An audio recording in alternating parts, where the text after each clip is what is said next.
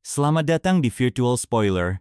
Jangan lupa like, komen, subscribe, dan follow. Chapter 574, Altar. Di sisi lain, wajah Wu Lin berubah drastis dan ketakutan pun terpancar dari ekspresinya. Namun, di bawah tatapan jernih Yung Xiao, dia akhirnya mengambil keputusan. Dengan gigi terkatup, ia berkata dengan penuh tekad, "Baiklah, aku akan mempercayai Tuan Muda Yun kali ini." Dia sudah mengambil keputusan. Jika perbuatannya sampai diketahui oleh Mo Huayuan atau Kota Besi Hitam, bukan hanya keluarga Mo, tetapi juga markas besar Kamar Dagang Angin Petir pasti akan membunuhnya demi meredam amarah Kota Besi Hitam. Meskipun dia tidak tahu alasan di balik janji Yung Xiao, kata-kata itu memberinya secercah harapan dan kepercayaan yang sulit dijelaskan. Baiklah, aku harap semua orang bisa bekerja sama dalam urusan ini. Jika ada yang berkhianat, aku tidak akan repot-repot mengingatkan mereka. Aku akan langsung mengayunkan pedangku. Nada suara Yung Xiao menjadi dingin. Menyelamatkan Mo Xiaochuan adalah suatu keharusan, dan tidak ada yang boleh menghalanginya. Jangan khawatir, kata Yinglin dengan tenang. Ini demi keselamatan dan kepentingan semua orang. Bagus. Semuanya, atur napas kalian dan pulihkan Yuan Qi. Kita akan masuk bersama nanti. Setelah mengatakan itu, Yung Xiao mendarat di tanah, duduk bersila, lalu mulai bermeditasi untuk menyembuhkan luka dalamnya dengan mengedarkan qi. Sebenarnya, menyelamatkan Mo Xiaochuan tidaklah sulit. Dia hanya perlu menariknya ke dalam tablet alam dewa, maka semuanya akan berada di bawah kendalinya. Namun, saat ini pihak lain benar-benar tidak sadarkan diri, sehingga tidak mungkin memasuki lautan kesadarannya dengan kekuatan mental. Satu-satunya cara adalah menyegel tubuhnya untuk sementara waktu, lalu menariknya ke dalam tablet alam dewa dan mengusir roh jahat dengan bantuannya serta kekuatan Yuan Gaohan. Little Gourd juga duduk bersila di sebelah Yung Xiao, ikut bermeditasi dengannya. Orang-orang di sekitarnya saling pandang, bingung. Apakah ada boneka yang bisa bermeditasi? Namun, selain boneka, mereka tidak bisa membayangkan apa lagi sosok itu. Binatang iblis tidak memiliki kecerdasan dan Yung Xiao jelas bukan seorang penjinak binatang. Dengan kekuatan sebesar itu, mana mungkin dia punya waktu untuk melatih binatang buas? Selain itu, Yung Xiao memiliki terlalu banyak rahasia dan trik. Tak satu pun dari mereka yang benar-benar memahami apa yang dia lakukan. Mereka hanya tahu bahwa membandingkan diri mereka dengannya terasa menjijikkan. Sebagian besar dari mereka hanya kehilangan sedikit vitalitas dan tidak mengalami luka serius. Hanya Yung Xiao dan Gao Lin yang menderita luka dalam. Setelah beristirahat sebentar, kondisi mereka pun hampir pulih. Akhirnya, di bawah pimpinan Yung Xiao, mereka menerobos masuk ke dalam kekacauan merah di tengah. Di dalam, situasinya benar-benar kacau. Sulit untuk membedakan utara dan selatan.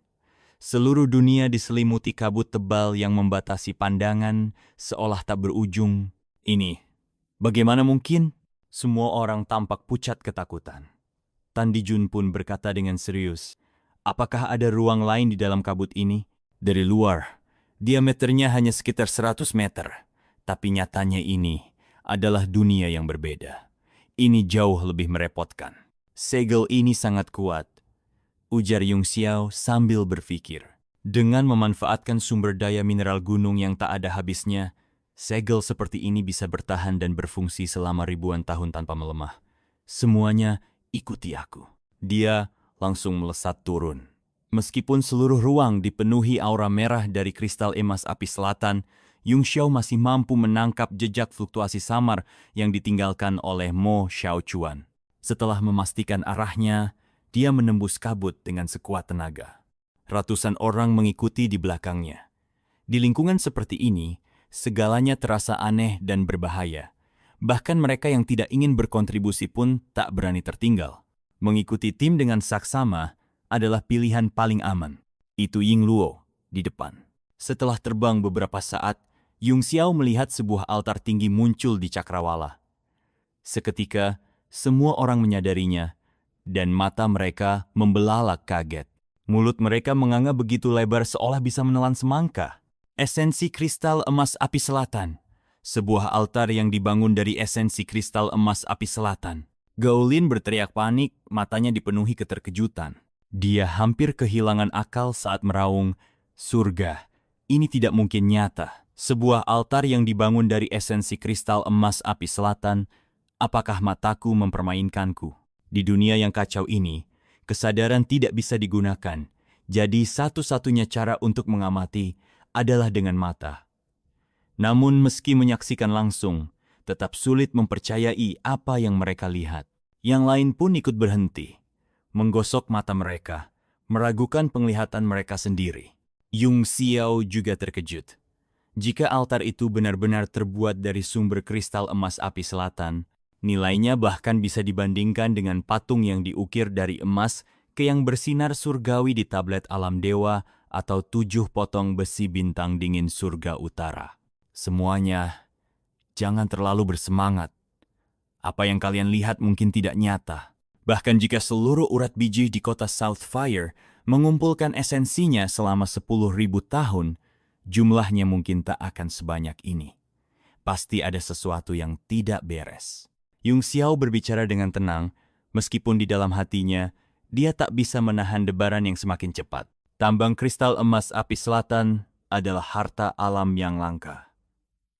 Selain digunakan untuk menempa senjata, juga bisa menjadi sumber energi kultivasi bagi para seniman bela diri elemen api. Sedangkan sumber kristal emas api selatan terbentuk dari kondensasi esensinya mirip dengan inti esensi yang berada di atas batu esensi tingkat tertinggi. Sebagai gambaran, dalam sistem pertukaran berdasarkan akumulasi Ki vital, satu inti vital setara dengan 100 batu vital bermutu tinggi, 10,000 batu vital bermutu menengah, dan 1.000.000 batu vital bermutu rendah.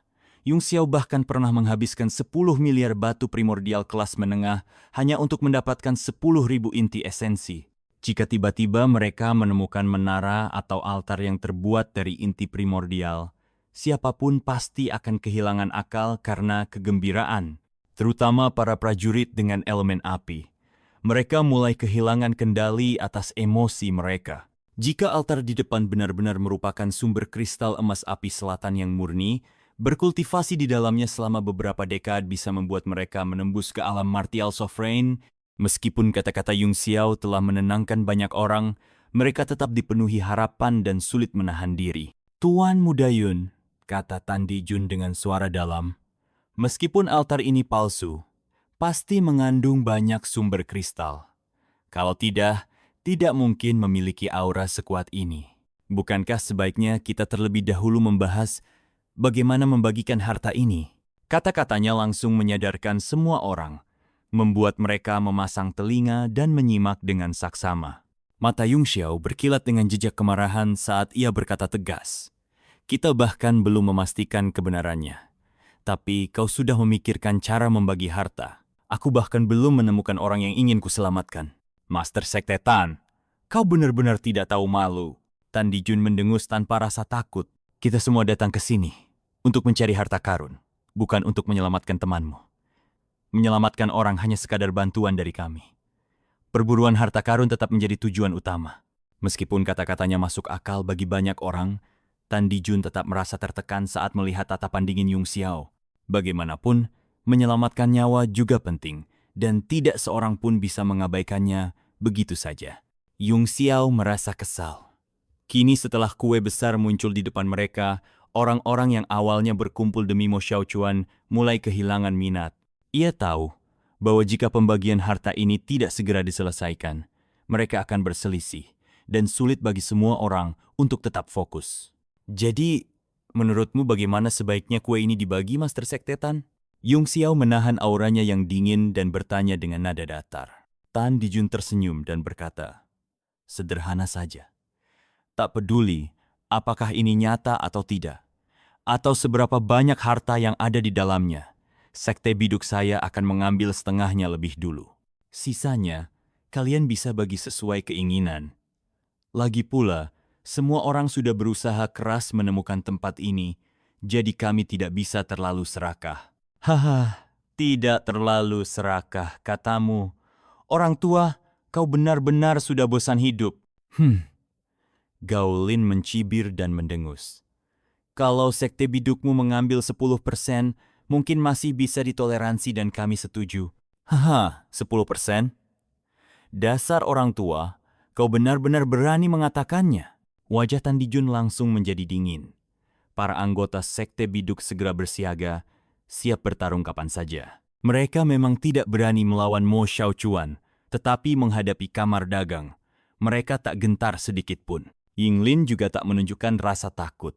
Ia mencibir dan berkata, coba tanyakan pada yang lain, siapa yang setuju jika kalian mengambil 50%? Bahkan jika hanya 10%, persetujuan dariku saja tidak cukup.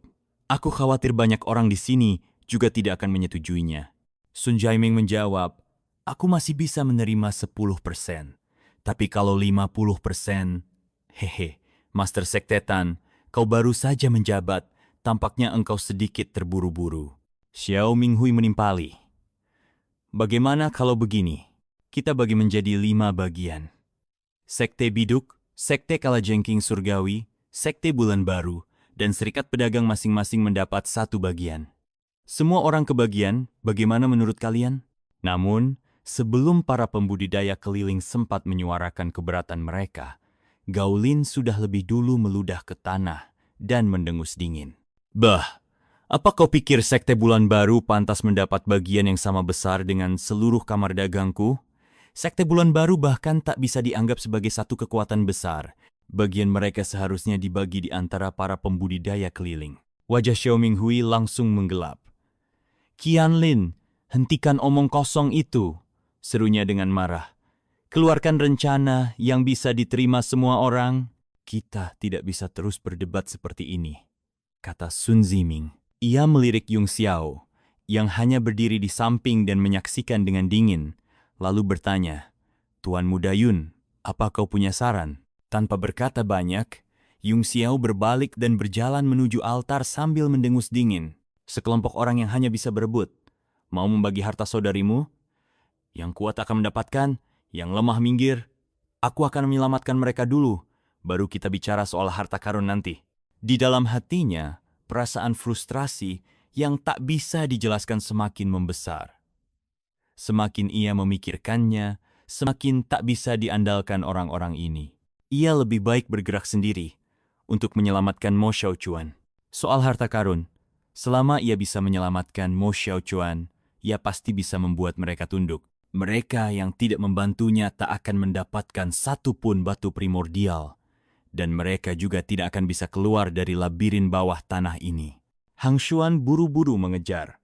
Meskipun ia lemah, ia tak ragu mempertaruhkan nyawanya untuk mengikuti Yung Xiao. Tanpa Yung Xiao, ia pasti sudah mati berkali-kali. Kau tetap di sini bersama yang lain, kata Yung Xiao. Tempat di depan terlalu aneh. Aku tak ingin repot menjaga keselamatanmu. Ia juga tak ingin memasukkan Luan Xuan ke dalam tablet alam dewa. Meskipun mereka berteman baik, semakin sedikit orang yang tahu tentang tablet itu, semakin baik.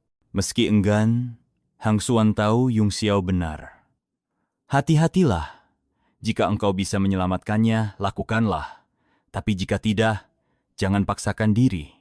Dia adalah Tuan Muda Kota Besi Hitam. Selama kita bisa mengirim kabar, Kota Besi Hitam pasti akan mengirim orang ke sini. Terima kasih sudah mendengarkan Virtual Spoiler. Sampai jumpa di pembahasan berikutnya.